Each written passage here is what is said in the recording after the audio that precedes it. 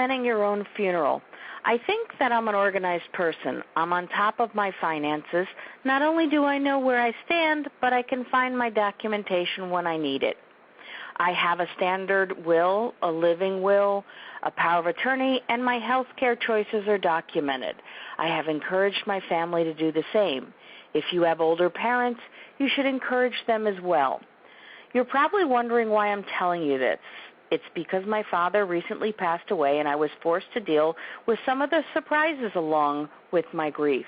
Most of the paperwork was easy to find. I was fortunate that he had the obvious legal documents filed with professionals I knew, but here were a few things that stumped me. First, I was immediately asked for his military discharge papers. Why would I need them? Because veterans are entitled to military benefits at their funerals. Did I know this beforehand? No, it never crossed my mind.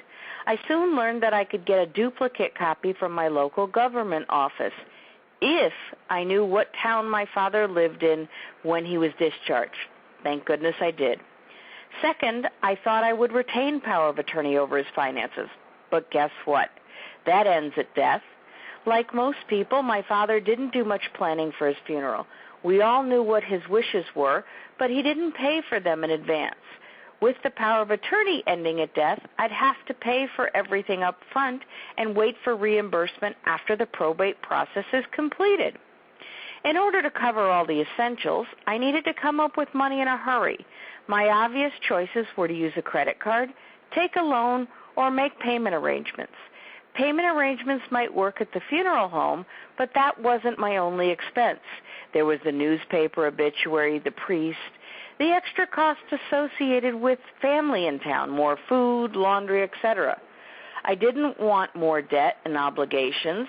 My solution was to access emergency savings to pay the bills.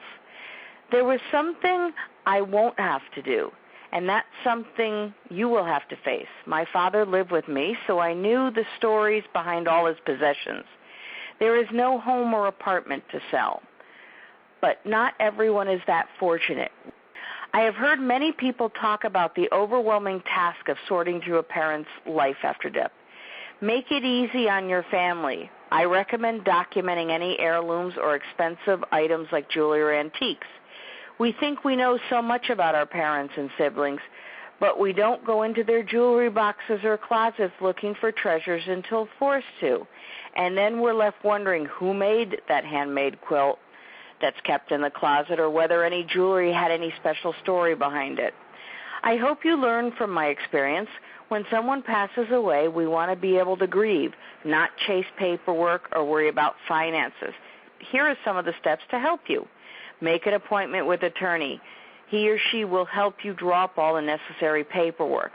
Make an appointment with a funeral home.